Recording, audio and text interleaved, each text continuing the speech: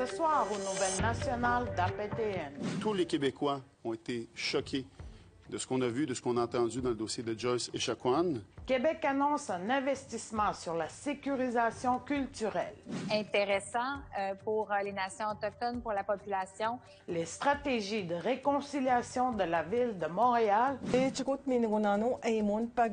Muriel Roch, journaliste à la radio SOCAP. Oui, bonjour. Je suis Sylvie Ambroise. Bienvenue aux Nouvelles nationales d'APTN. Cette semaine, je vous présente le bulletin de nouvelles de mon appartement car je suis dans une zone rouge. Le ministre du Secrétariat des Affaires autochtones et le ministre de la Santé et des Services sociaux ont annoncé un investissement de 15 millions de dollars sur 5 ans dans la sécurisation culturelle des Autochtones au Québec, dans le réseau de santé et des services sociaux. Il s'agit là de l'investissement qui a été annoncé dans le 200 millions alloués au mois de mars dernier dans le budget provincial. Selon le ministre Dubé, des montants seront alloués pour la formation du personnel pour permettre une sécurisation culturelle adéquate. De plus, il y aura ouverture de postes, soit des agents de liaison et des navigateurs pour accompagner dans les services, et dont un qui sera commissaire aux plaintes. Tous seront des membres des Premières Nations, a dit Dubé. Ces mesures seront entreprises dans les centres hospitaliers où les Autochtones fréquentent le plus dans les zones urbaines du Québec. Les deux ministres assurent qu'ils ont travaillé conjointement avec la nation Atikamekw à élaborer ce plan de sécurisation culturelle nommé G-Espoir. Tous les Québécois ont été choqués de ce qu'on a vu, de ce qu'on a entendu dans le dossier de Joyce Echaquan. Et aujourd'hui, nous nous donnons les moyens d'assurer le respect de la dignité auquel toute personne a droit au sein des services publics et de progresser en matière de lutte contre le racisme et la discrimination dans notre société. Je pense qu'on doit mettre en œuvre des mesures qui sont nécessaires pour les Premières Nations, puis pour les Inuits, pour qu'ils puissent avoir un accès équitable aux services, puis en fait se sentir à l'aise d'y recourir en toute confiance avec nos équipes. Montréal est devenue récemment la première municipalité québécoise à dévoiler une stratégie de réconciliation qui s'étend sur une période de 5 ans. Selon la mairesse Valérie Plante, la stratégie serait prête depuis le début de 2020, mais la COVID-19 en a repoussé le grand dévoilement. La stratégie aborde 7 sources de préoccupation, notamment sur les relations de nation à nation, la visibilité des peuples autochtones, le développement économique et la protection des ressources naturelles. La mairesse a évoqué un certain nombre de gestes symboliques posés au cours des 2 dernières années, dont le changement de nom d'une rue et une modification apportée au drapeau de la ville. Le nouveau document fournit le cadre nécessaire pour poursuivre les améliorations. Toutefois, les parties concernées indiquent que celui-ci ne doit pas être confondu avec un plan d'action. Mais évidemment, ce que l'on souhaite, c'est de s'assurer que la Ville de Montréal est un milieu intéressant pour les nations autochtones, pour la population, et qu'il y a des possibilités non seulement d'appuyer, mais aussi de faire gravir les échelons aux personnes qui souhaitent continuer dans la fonction publique montréalaise. Cette stratégie, c'est un point de départ, une intention de rapprochement. Et nous, les Autochtones, nous sommes présents. Nous invitons les Montréalais à rester côte à côte avec nous sur ce chemin sinueux. Nous aurons besoin de votre solidarité pour maintenir cet engagement, pour rendre cette métropole un des lieux qui soutient de bonnes relations avec les communautés autochtones. Un conseiller de la Ville de Montréal forme une coalition nationale pour réclamer le pardon du chef de la nation Métis, Louis Riel. Louis Riel a été pendu pour trahison en 1885. Et ce groupe exige des excuses du gouvernement du Canada avant le 16 novembre, date d'anniversaire de son décès. Marvin Rochran, conseiller de la Ville de Montréal, indique que les dirigeants du Québec demandent le pardon de Louis Riel depuis des années. Des membres de la communauté métis du public de groupes de défense des libertés et de regroupements municipaux de partout au Canada ont accordé leur soutien à la coalition. Ceux-ci souhaitent que le ministre des Services aux Autochtones, Marc Miller, accorde le pardon à Louis Riel lors d'une déclaration publique. Et ils sont d'avis que la perception de la population du Canada à l'égard de l'histoire de Louis Riel doit changer. Le gouvernement canadien a le devoir et la responsabilité morale d'éduquer sa population sur ces faits de notre histoire, de s'en excuser et de faire en sorte que les préjugés, les moqueries, les mépris et les négligences faits aux Métis se terminent une fois pour toutes. L'exonération accomplirait ce défi et nous, les Métis, pourrions pardonner au gouvernement une fois pour toutes. Le gouvernement du Canada a compris que des gestes qui, quelques personnes peuvent dire être purement symboliques, peuvent avoir un impact majeur pour faciliter un dialogue et résoudre les problèmes de longue date. Un reportage où nous sommes allés faire une incursion à la Société des communications Atikamekw-Montagnais. Je vous présente Muriel Roch, journaliste œuvrant à la radio pour la SOCAM depuis 23 ans. Muriel Roch fait ce qu'elle fait à tous les jours depuis 23 ans. Rapporter les nouvelles. Il faut suivre les événements, l'actualité, être connecté un peu partout, comme on dit. À la suite de ça, une fois que tu as trié, tu as choisi dans quelle direction tu veux aller, il faut que tu choisisses l'angle. C'est ça qui est important pour le journaliste, de toujours choisir l'angle, la direction qu'on veut faire entendre. Le journalisme chez les Autochtones a des particularités. Pour Roch, cela commence par la langue. Je dirais aussi qu'à mes débuts, je ne savais même pas compter de 1 à 10 en Innu. Il a fallu que je l'apprenne, ma propre langue, que je l'approfondisse. Roch soulève ces distinctions où les valeurs autochtones sont ancrées dans son travail. Mais il n'y a pas beaucoup de journalistes comme Roch. Le manque de journalistes issus des Premières Nations se fait sentir dans le secteur des communications au Québec. Les Autochtones sont souvent représentés dans les médias suite aux tragédies et la perception du journaliste y est très importante. Et votre nom? Éric Cardinal. C'est ce que affirme Éric Cardinal qui travaille depuis 20 ans en communication avec les communautés autochtones dans son témoignage à la Commission Vient en 2018. Oui, il y a des journalistes qui ont des préjugés racistes, mais il y a aussi un racisme systémique au sens où le système journalistique fait en sorte que l'image projetée par les médias va être nécessairement plus négative que positive. Et ça a un impact, comme je le disais, sur plein d'autres domaines par la suite. Selon Cardinal, une des pistes de solution serait d'avoir plus de journalistes des Premières Nations. Muriel Roch propose une solution. Dans le domaine, je suis arrivée parce qu'on est venu me chercher. Roch nous parle d'un exemple d'une formation offerte en menuiserie dans la communauté de la Romaine qui fut un succès. Ils ont pu vivre leur formation tout en étant dans leur communauté, puis tout en étant avec leur famille.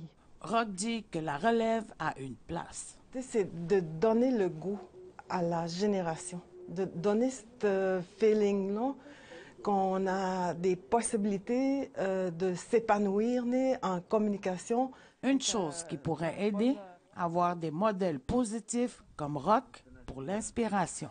C'est mon souhait de donner la piqûre, comme on dit, aux jeunes. Sylvie Ambroise, nouvelle nationale d'APTN, Wendake.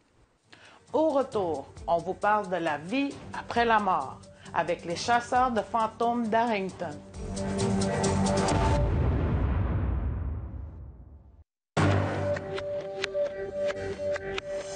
Lindsay Richardson, notre journaliste, traite d'un sujet bien particulier cette semaine, la vie après la mort.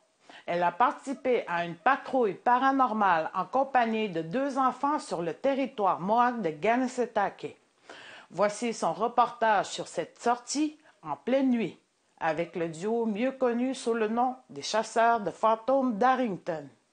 Cette nuit-là, une lune bleue brillait dans le ciel de Kanesatake. Un phénomène rare, une lune éclatante, parfaite pour convoquer les esprits.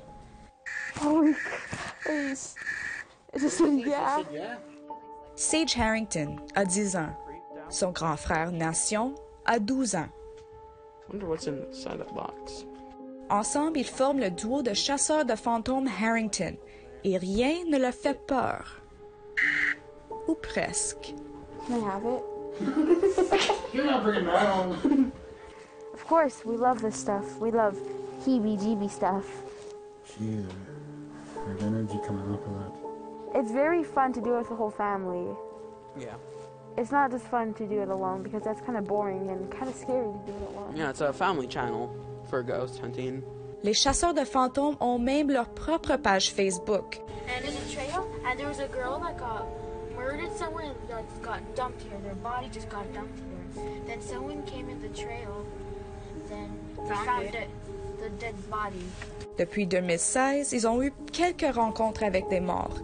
Mais en raison de la COVID-19, cette fois, ils chassent près de la maison. Cette maison abandonnée était autrefois la propriété de leur grande-tante Susie. Elle prétend qu'il y a un cimetière sous la maison. All the time that I was there was always something happening. And it was always at night, and it wasn't just me seeing it. It's some of the men had seen things, like abnormal things. One time my girlfriend came there, and it was during the evening in the summer, and she was walking at the back. And this guy came out of the warehouse and came up to her, and he greeted her, and he kept going. So she kept going, and she turned around, and he wasn't there. And so later on that day, she asked me, she says, who was working in the warehouse? And I said, nobody. She says, I saw a person. I said, there's nobody there. Les enfants ont donc décidé de vérifier eux-mêmes, précédés par maman et papa. Did he even knock? Manners, Dad. À l'intérieur, la maison est remplie d'objets de toutes sortes. Rien n'a été déplacé depuis au moins 10 ans. À l'arrière, il y a une autre maison en ruine. Mais chaque chose en son temps. Premièrement, les outils. Nation est le responsable de l'équipement. This is like a trail cam, but we even like hunt like houses just to see if what we can't see. Like sometimes cameras can catch what we can't see. A bell. Hang this up, and then we just speak, and if it like there's a real entity here, it'll move it. A thermal laser, when we point it around, and if it like drops dramatically, there's something there. Electromagnetic detector detects energy. Don't think there's any energy in this house at all. Et le plus récent gadget, une caméra infrarouge. Just keep on flashing. There's definitely something up there. Sage s'occupe de la communication. Leur mère Nicole prend des notes. Lorsqu'on invoque les morts, il est toujours préférable de le faire en 2 langues. Are there more people here? Yes. C'est difficile de ne pas participer. How many people are with you? 6. Les fantômes ne peuvent pas vraiment tenir une conversation, mais ces experts disent qu'il est important d'essayer. To make sure they're comfortable with us, to make sure they understand us. We're not invading their spaces. Yeah. Because sometimes if we do, they could get mad at us. Attach themselves to us. And follow us all the way back to our house. C'est la chose la plus importante à retenir. Savoir quand partir. You said... What do you know you said? Stay here. We're going. Back with me. Après la chasse, il faut toujours faire un post-mortem, façon de parler. And Sage, did you see anything? I don't know. Yes, I did. What did you see? I saw a figure walking. Well, it could be explained or it can't be explained. Was there a deer? We don't know. Quoi qu'il en soit, les enfants ont laissé du tabac sur place et ont dit merci. And we usually smudge after so we can take all the negative stuff off of us. Yeah.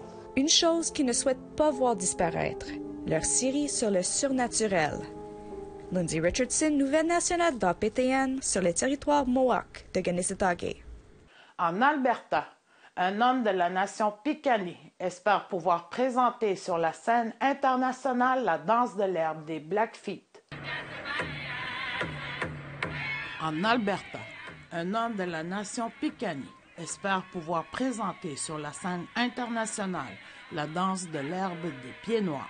Turek Crazy Boy, 19 ans, a été sélectionné dans le cadre des auditions d'America's Got Talent. Il est danseur de l'herbe depuis l'âge de 7 ans. Il se produira devant les juges de l'émission américaine populaire le 14 novembre, de façon virtuelle. Il a affirmé d'avoir hâte de partager sa passion avec le monde. I dance because it makes me feel so good. I dance because I want to make my people proud. I want to make my community proud. Après la pause, je vous présente une entrevue avec Suzy Basile, titulaire d'une chaire de recherche sur les enjeux reliés aux femmes autochtones. Soyez là.